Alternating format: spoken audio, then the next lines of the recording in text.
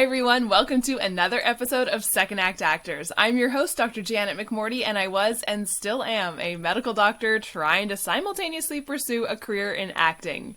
It's Love, Loss, and What I Wore week!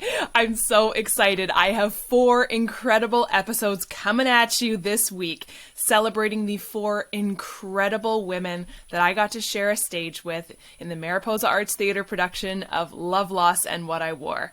This was an amazing production to be a part of. It was the first one back at the Aurelia Opera House after the COVID pandemic.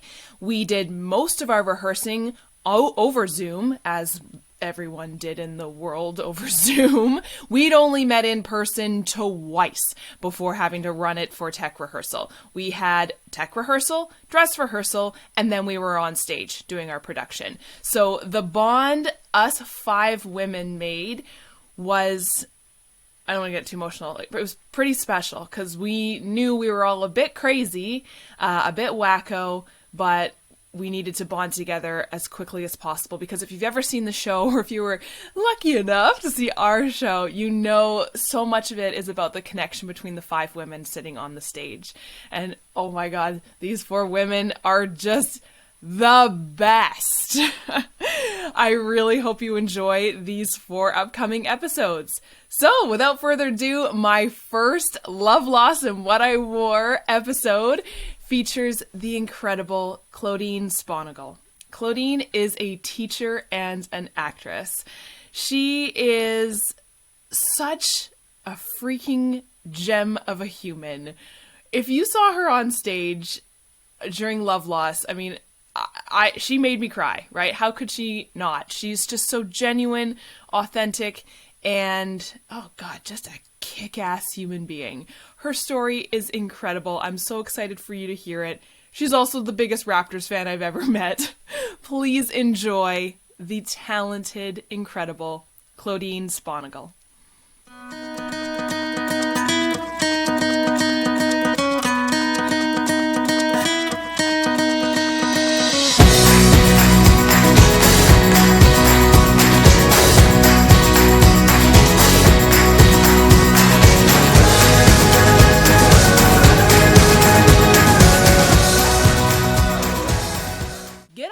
Butt and go do it. Get some goddamn perspective. Yes, Laurel. She is a funny woman, Laurel. I think we didn't get to see nearly how funny she could be because we didn't get to spend that much time together, right? Yeah, I think you're right. And I think it's funny because we spent a ton of time on that show, but like no time together. No, and it was so much of it was like this, right? So it's not the same way to get to know people. Yeah. Yeah, absolutely. It's a very, there's that barrier when you have the computer. Absolutely. 100%. All these people that I've met through this is that I have never seen their legs before, right? For me, they exist from here to Just here. this little, yeah. Nipple line up. As they say in our acting classes, film from your nipple line up. Oh, well, it's so good to see you. It's nice to see you too. I hope we can all see each other in person again soon. But I hope so too. That was such a riot being part of that show with you and the rest of the girls. Yeah, and that's what I mean. Like that little bit of time that we had at the end, where we actually got to be together. It was like a crash course in getting to know each other. And I think for that limited amount of time, we really connected a lot in such a short period of time, which I think that's one of the neat joys of, doing theater or acting, is that you see people in a really, I don't know, like raw sort of way, I think, too. Lots of emotions and yeah. Yeah, I think it's something I've had conversations with people in this, like doing this, about how emotional restraint is the word that another doctor actor has used, where in most careers it's not rewarded or advantageous to really show emotion. We all feel emotion day to day, but it's not, you're not supposed to show it. In medicine, that's 100% the case. Where in acting, it's rewarded and seen as, vulnerable and wonderful. Like, you have to show this to the audience, this emotion. So it's hard to flip from those two, like from the mindset of don't show your real emotions to you need to show your full emotions. And I can imagine your job as a teacher is very similar to that. Yeah, in some ways, for sure. I think it depends on who you're dealing with in teaching. Definitely when you're dealing with parents. And then with parents, it's, if you're dealing with something like a difficult situation, right? Like a child's behavior, or if a child has learning difficulties, because you have to share that information in a more of a clinical way, right? That these are just the facts and these are the things that we can do to try to help your child, or but you can't get caught up in the emotion of, if parents are upset or whatever. And then I found over the years that I've been teaching, the longer I teach, the easier that becomes. But of course, that's the same in any profession. But I think, and with students, when you're dealing with, if they're upset with another student or something like that, then you have to, try to stay balanced and level-headed. But when you're dealing with things to do with connecting with kids, then I definitely think it's beneficial to show some emotion, not like crazy highs and lows, but for them to see that you're this real person that cares for them, that understands. And when you share stories, personal stories, you can just see that the kids are like, they're so connected to you, and they're more invested because you've shared personal stories with them, and it means a lot more to them than just somebody who just walks in, does what they got to do, and goes home. So there's kind of like a little bit of a balance, but for sure it's not the same as acting, where you have to become those characters, and all of that emotion, the more you can share, the more people connect to that character. So, yeah.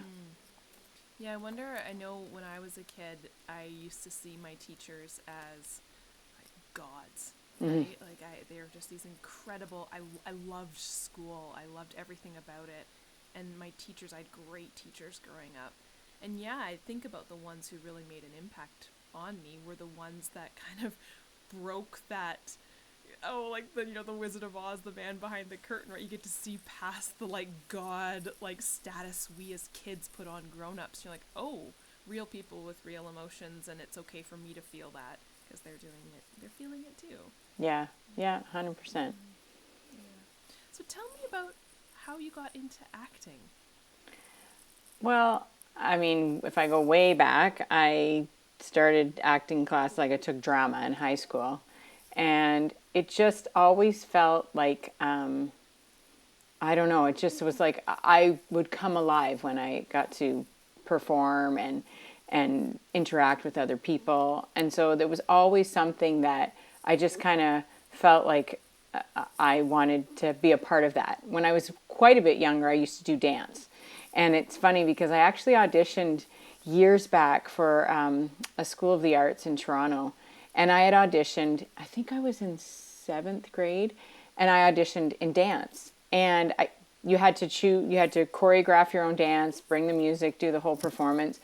And when I performed it, they spoke to me after, the adjudicators, the teachers, and they said that, I did a great job, but that they felt that my performance was very theatrical and would I consider auditioning for theater. And at the time, I was so young that my heart was a little broken, right? Like I thought, oh, I wanted to be a dancer. And so I didn't audition for the theater part of the school, and I just went to regular high school after that, regular elementary and high school. And looking back on it, I think, wow, they saw something in me then that I didn't see in myself yet. And it wasn't until I went to high school, and you have to take art classes, so I took visual arts and I took drama, and drama I just came alive. And so throughout high school and then into university, I was involved with community theater pretty much back then, one play after the other, just whatever I could soak up. And then during the time when my children were little, I hadn't done a play in years until we just did this play together. And there was always something missing in me. And I remember when I was finished high school, there was a part of me that wanted to pursue acting, but I've always been a very cautious person and a little bit afraid of new and scary kind of things. And I remember thinking, like, did I have what it takes to, to audition one thing after another? And, I know you would know this too with your acting experience. There's lots of no's. You hear lots and lots of no's. And I wasn't prepared to experience that. And then the other part of me, also in high school, I had done a co-op experience in an elementary school. And I loved that too. And I thought, wow, I really enjoy connecting with these kids. So there was those two things that I enjoyed. And I knew for me that the teaching thing seemed like more secure and safer.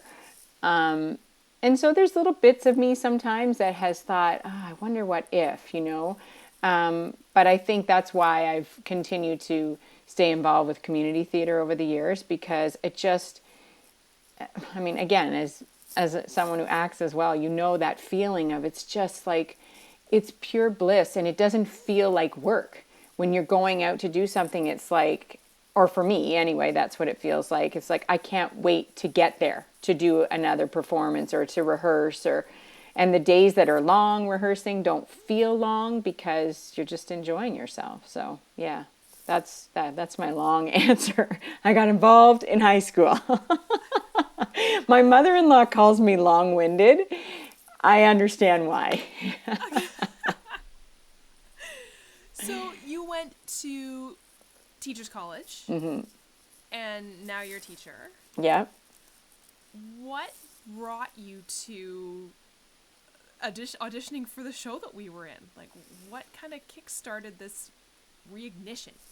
I think over the years I've been thinking about it. Like, I dream sometimes. I'll have a dream that I'm on stage and I've forgotten all the lines to the play, and like nothing comes out of my mouth.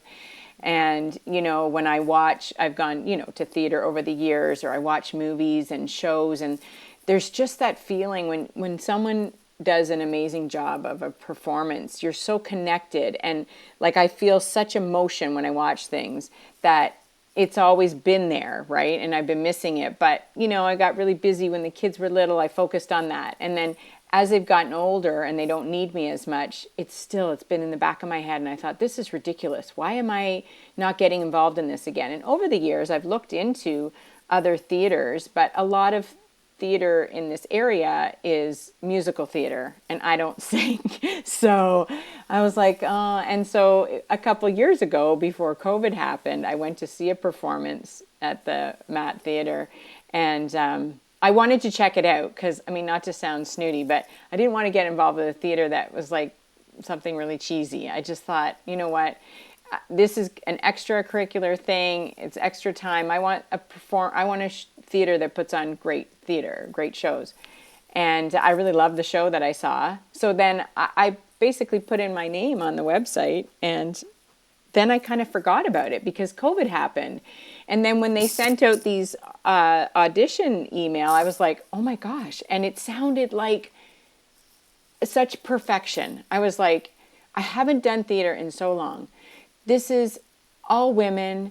It's such a great play. It's got all these little bits. I thought, I got to try it. And I was so scared and nervous because I hadn't done it in so long. So I only told my kids and my husband because I really didn't want to put it out there into the universe yet that I had done this. And there was a part of me that thought, they say, if you want to do something, you should tell people, write it down, make it your goal. And I get that. But for me at that time, it was like, I just want to do this for myself right now. And of course, I told my kids and my husband because, they were going to see me on Zoom auditioning. But I didn't want to tell anyone else yet. And I knew I would tell everybody in the end because I wear my heart on my sleeve. So there's no way I could have hidden it. If I hadn't gotten a part, I would have been like, I auditioned for something, but I didn't, but I knew that if it wasn't meant to be, it wouldn't happen.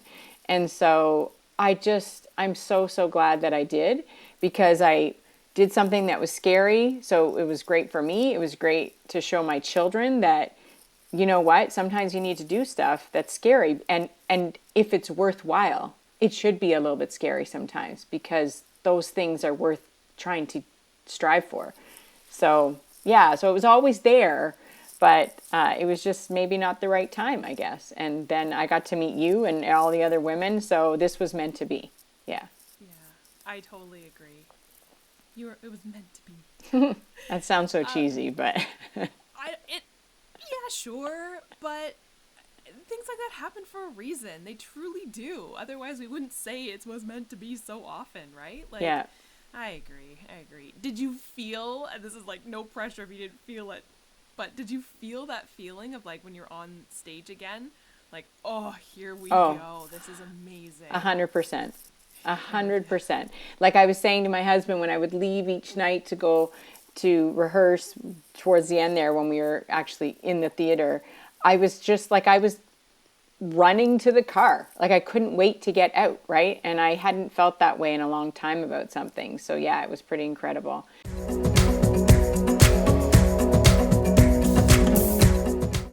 I was talking to Laurel, and we were talking about community theater as well. And community theater, I think, there's really nothing like it. It's such a special beast. You know, you've got people from all walks of life who are amateurs, but professional in every sense of the word. And everyone is just there volunteering their time for the most part, coming after work, and all there for the same goal, the same reason. And a lot of it has to do with just the pure joy and bliss, like you were talking about, of putting on a show and being on stage. Ugh. Yeah. It's the best. Yeah. It's the best. Yeah, it really is a special kind of connection that you can make with these people, because it is, purely just for the love of the art of acting. Yeah, for sure. Is there anything that you've noticed that you've brought in from your teaching career into now acting? Any transferable skills that you've noticed?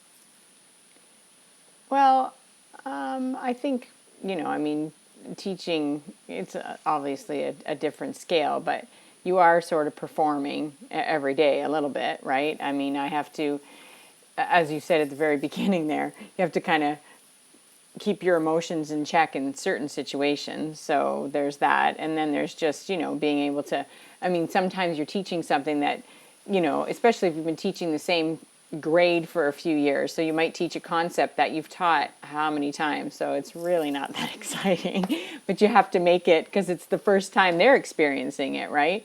So there's a little bit of that where you have to act that aspect of the, the lesson. And then I think the other part, it would just be, listening and really connecting with people, because the best relationships that you have with your students is when you're really paying attention to them and, not getting caught up in the, I'm tired and I'm not having a good day. And of course that happens. But when your kids need you and your students need you, just like when you're, on stage and you've got this relationship with your the other actors on stage, and as well what you're trying to give to the audience, right, to make them really feel who this person is.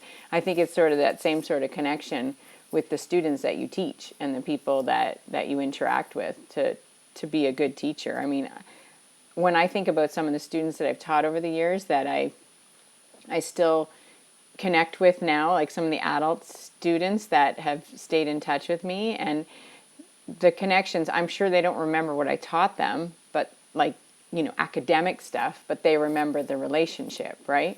And so that's kind of cool. So I think it's about relationship building, and that would be something I think that acting has too, that if you're making that connection with the audience and with your fellow actors, you're doing a good job. Yeah. That's something that you do so well. Just thinking about, like, say, like your last monologue on the stage, you could hear a pin drop when you were saying what you had to say, because again, I think you connect with people so well and so quickly, I think. I think that's definitely one of your magic special powers, for sure. Well, thank you very much. I do like most people, Yeah. but Is there anything so you mentioned kind of when you were finishing high school thinking about going into theater, and then the issue of, well, we all know, like, rejection, instability, and stuff like that. And then now coming into it, there still is that rejection, fear, instability, what have you. Is there anything that you've noticed now that you're not as worried about that stuff? Or is it still there and you're kind of, ugh? well, I mean, I know when I auditioned for that last show there, yeah, there was definitely that feeling of what if I'm not what they're looking for, or I'm not, I don't have that same quality that I once had, and what if I'm not good enough, right? There's that little bit of that nagging voice in your mind that we all have. I think most people have a little bit of self-doubt, but the difference I think for me now is that I'm not relying on it, right? Like I wouldn't, when I considered, did I want to go into acting professionally and try to do that as a living when I was younger, that was the part that scared me. It was like, how am I going to support myself? Whereas now I don't have to worry about that, right? In fact, just, in the last little bit, I've been thinking about, and well, we had chatted about this, you and I and Stephanie, about the possibility of seeking out getting an agent. And for me, I think I'd like to do it just because, what the heck? What have I got to lose, right? Like if I don't get any jobs, okay, I don't get any jobs. But if I get some jobs and I have some fun, why not? Yeah. Like I'll watch TV and some commercials will come on and they make me laugh out loud. And I said to my husband, I said, I want to be in a commercial that someone watches in those 30 seconds and they laugh out loud. I would love to do that. But if that didn't happen, it wouldn't be a big deal because I don't need it, right? Yeah. So it would just be for the joy of it. And if it didn't work out, I think too now I'm obviously much more mature that I know that so much of, acting too in the beginning stages is, do you have the right look? Are you, do you have the look they want? Do you have the voice, whatever, all that sort of stuff comes a lot of time first. It's what they're looking for. And then after that, it's, oh, do you have some talent too? Obviously, you can't suck. But the pressure is not there. So if it works out, it works out. And that's where, again, auditioning for that show after all these years, yeah, there was definitely a little bit of doubt for me, but I wasn't that worried about it as I would have been when I was younger. Yeah. I think pressure's off, as well as, so I wonder about this. Let me know what you think about this. So I love to cook, and I remember thinking, it'd be really neat to be a chef, because I do love to cook and I love to bake. But I wonder if as soon as I monetize that, and it becomes my job, it's not going to be as joyful. So I would worry about if I was a professional theater actor and my job was to get on stage and do Love Loss, would I still get that bliss feeling? Or does over time your body just does like, no more bliss. This is your job now. Yeah, this is a job and it's work. It's work. Yeah. And I wonder too if some of that, I think again, this would only be my perspective because I haven't done it professionally.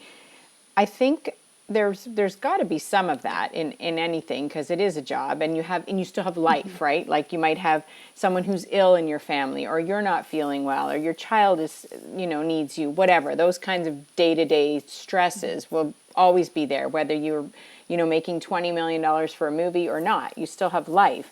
I think maybe what I would imagine maybe the difference would be is that in acting, maybe if you've done the same show for months and months and months, but when it's different things like, a television show here or this there, whatever, and you get to play different characters, I think that would kind of bring it all back to life again. It's like, oh, I get to be a new person now, right? With a new set of people, a new director. And so that I think would sort of rekindle that joy again. But probably, there's got to be times when people are like, oh, I got to go to work, and they're long days, I mean, especially on set for things. I'm sure that it's tiring. Yeah, absolutely. But I haven't really experienced that, so I don't know. That would just be my I guess. And I think that makes sense. I think what is interesting again about the pressure being off is that I would only assume in my very limited experience doing this, as soon as I put pressure on myself to book something,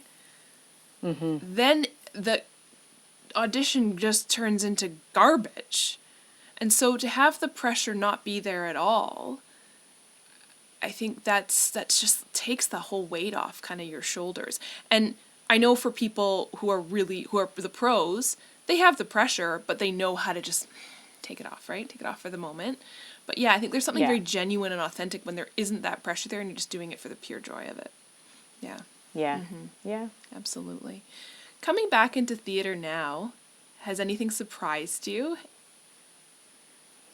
Well, I think for one, how easily I could remember lines again. Yeah. I'm telling you, when I said I had dreams, like I'm not just talking one or two. Like I, on a regular basis, would have these dreams that, oh my gosh. And I remember saying, you know how dreams can feel so real. And I remember saying to my husband, like, what if I can't remember lines again? Because like I'm 49 years old. There are things I can't remember. I'll be like, I don't know. Did I do that yesterday? I don't know. But the lines just came. And so I don't know what that was. If it's muscle memory or just, you know, I was inhabiting that space of that person. And so the line came because I knew the story I was trying to tell. Yeah. In that show, it was a little different because of course we had all those little snippets. Those ones were harder. But yeah, that surprised me that it came back as easily as it did. And I think just, I don't know, just being on the stage again, I wasn't sure. I thought, am I going to love it as much as I once did? Because it had been so many years. And I definitely did. So I guess I wasn't surprised. I just wasn't sure. Like, how am I going to feel about this again? And it was awesome. So awesome.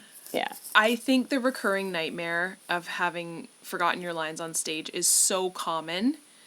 Oh my gosh. It has to be. I've had that. I had a recurring nightmare for years and years and years. I think I still do every so often. Years and years after graduating school, of showing up, sitting down at an exam and not having studied the material. Oh my god. And I remember telling my therapist, and she was like, yeah, so everyone has that. You're not so unique. Then you feel normal, You're right? Like, oh, okay. Yeah. It makes like, okay, I'm normal. Yeah. Oh, the worst.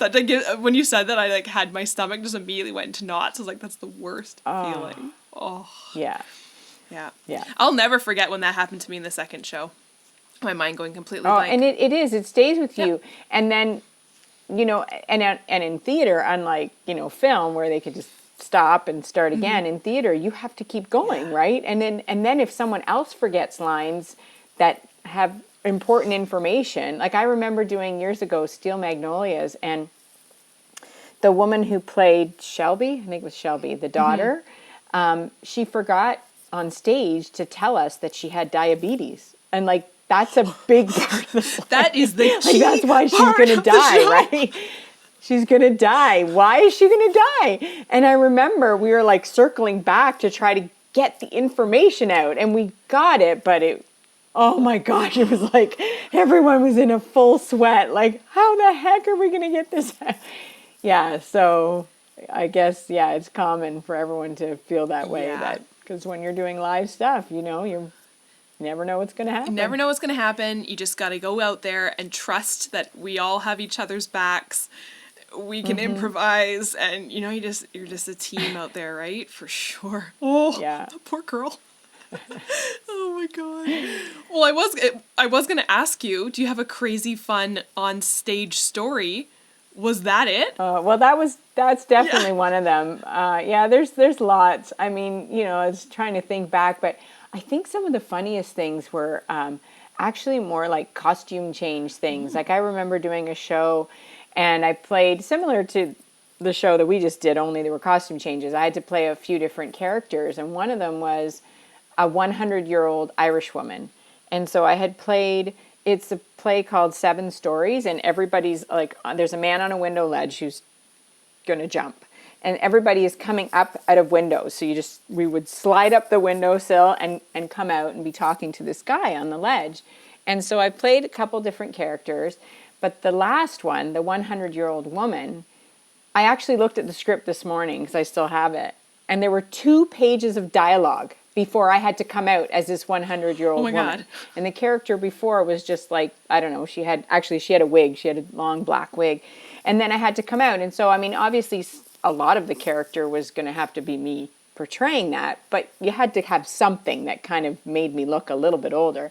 So backstage, putting on a different outfit, a wig, they quickly were drawing lines to try to make me look older. It was like, oh my gosh, so stressful. And that one and another play actually that I did. And in the whole play, I was in this, it was supposed to be like a home for special needs people. This was back in, like, it was supposed to be set back in, I think, like the 40s or something. And in the play, the character that I played, Fairy May, oh my gosh, she was one of my favorite characters I've ever played. She was like, in her imagination, she was this beautiful woman, right?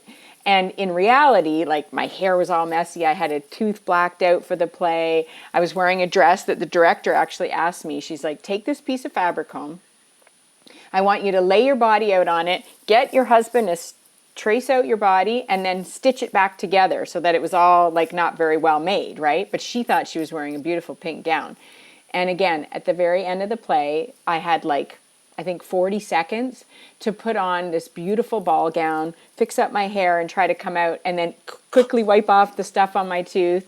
And it was so fast, right? So those kinds of moments, they were just totally stressful. But yeah, I mean, there's been so many fun moments on stage and stressful things, like when, lines didn't come out right, but mostly just, stuff where you come off stage after and the adrenaline that you feel from those moments is so high, right? Yeah. And like that old woman that I played, I remember it's memorable to me too, because I didn't know I had to play that character. When I first auditioned for the play, I was given 2 other characters to play. And there was another woman who was, like, I think in her 60s, playing the role of this one character. And a couple weeks into the show, rehearsals, she had to back out of the play for personal reasons. And I remember when the director asked me if I would do it. And I was like, I don't know, I think I was like 22 or something. And I was like, are you nuts? Like, I thought she was joking. She's like, no, I really believe you can do this. And so I remember her having me sit in the theater one day. Nobody else was in the theater. And she said, I want to turn off all the lights, because she could sense I was kind of nervous about what I would sound like and what I would look like. And I didn't think people would believe me as that character. And so she said, I want to take away everything else so that nobody can see you. We're just going to hear you. And so she turned off all the lights, and I was just sitting on the edge of the stage, and she was in the audience, and she was running the lines with me. And I was, trying my Irish accent on. And I remember feeling like, because you couldn't see me, it felt like a weight off my shoulders that, okay, I can try this, right? And as it turned out, that was one of my favorite roles. I remember my mother-in-law came to see the play, and she knew that I was playing a couple different characters, but she didn't know about this one. And when the play was over, after, you come out back from backstage, and she was like, oh, it was so wonderful, whatever. And she's like, who played that old lady? Who was that? It was like the best compliment I could have had, because she's like, she was so good. And I was like, oh my gosh, because I was so nervous about being that person. And when she didn't even know that it was me, I was like, that was it. That was the best. So it was a really awesome feeling, to be able to do something like that and have people believe it. It's just, yeah, it's pretty cool. That's awesome. So, yeah. Do you have any advice for anyone who's interested in getting back into theater, or has always thought about it in the back of their mind like you did? I don't know. I mean, I guess everybody's situation is so different, right? But I think if someone isn't getting involved in it because, they can't because of, financial reasons or hours of a job or children. I get that. But if someone's reasons are not doing it because they're afraid or they're wondering like, oh, what if, I think from this experience this last time, I would say, don't do that to yourself, because you just don't ever know. And you might then down the road be like, I wonder if I had done that, right? And life is just so short. Again, another cliche saying, but to not try, right? And why not? If you can, again, if all those other factors aren't there, why not? Because if it's something that you want to try, you've either never done it or, again, you want to get into it and you haven't done it in a while. It's just it feels so good, And even if you try for something and you didn't make it, you tried, right? I mean, how many things in life do we not do because we're afraid to try them? And it's just, I'd say just go for it. Love it. What did your family and kids think after your show? Because that was the first time they'd ever seen you, They right? loved it. I mean, it was different, especially for my son, right? Because he's 15. He was like, oh, We talked about a lot of lady and I things. had told him. Yeah, and I had warned him. I had said, like, ordinarily this would not be the kind of play I would take you to, but because your mother's on stage. But they were really surprised, right? Like, they didn't know what to expect because they'd never seen it. They'd heard me tell stories about all the theater I had done in the past, but they'd never seen it. So they were kind of looking at me like, oh, wow, that's our mom, right? So it felt really good. And my husband, who had seen me in lots of theater before, he was really happy. I mean, he was just happy to see me having so much fun again. And he was so supportive about, go do this, right? And I think it was, felt really proud to bring our kids to see their mom doing this thing that he knew I could do, but they had no idea. So I think there was a real sense of pride for him to share that with them. So it was pretty cool. And I think for me as well, the biggest part was just showing them that I went out and did something that I was scared to do, because they're teenagers and they have like their whole lives ahead of them. I want them to know that there's going to be things that you're nervous about, but it shouldn't stop you from at least trying. Yeah. So I was most happy about that for them. That's so special. Yeah, that's great. Sorry, I'm so corny. No, How did I didn't know I was going to be so corny? Not at all. Oh my gosh, it's so special. I remember the night when they were there, and it was just, it's just so special. I think because a lot of us, we don't have kids or we didn't have like much, like it's just, and so I think it's so unique to have like your husband having seen this part of you, but then your kids who are so integral to your life not knowing this part of you. Yeah. I just think, I'm kind of relating to, I remember seeing my dad doing something similar when I was in my early 20s and just being like, wow, yeah. I think it's very similar, and I'm going to go all the way back to what we were talking about at the beginning, where your teachers are these gods, right? Same with your parents, right? You kind of think of them in one way, and when they kind of break that curtain down like the Wizard of Oz, you're like, oh my God, who is this person? I like this person. Yeah. It's so cool. They have this other side of them. Yeah. Is there anything that you are looking forward to on this family day long weekend? And it's actually sunny outside. Oh, yeah. Like, I'm watching basketball tonight. Fabulous. And do you watch March Madness? My basketball. Do you watch March Madness? I will watch them. And then as well, this weekend is the All-Star weekend, although that's more of a, celebrity, all the big stars. But anything I'm looking forward to, like just in life? Yeah, just in life or in theater? I think right now, because all of this, the restrictions are slowly easing up, I'm looking forward to being able to live a little bit more and not feel so nervous about everything. I know I'm speaking to a doctor here, so I'm not like, oh, I'm going off without my mask on. I haven't lost my mind.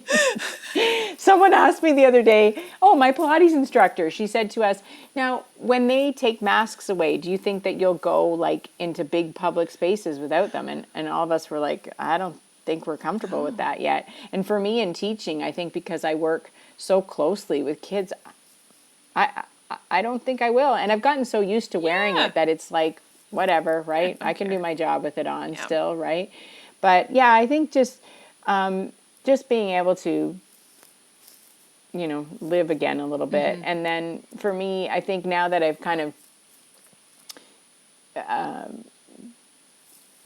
dipped my feet back into this acting pool, I think I'm looking forward to continuing to pursue that and not let so much time pass again, because I just, I saw how much it meant to me and how much I enjoyed it. I don't want to wait so much the next time. I'd like to do that sooner. Yeah. Thank you everyone for tuning in to my first of 4 Love, Loss, and What I Wore episodes. And thank you, Clodine, for being my guest. I hope you all enjoyed it. I hope you enjoyed Clodine's story. She's the best, right? Coming up, we've got 3 more episodes in Love, Loss, and What I Wore week. I hope you'll tune in. Bye.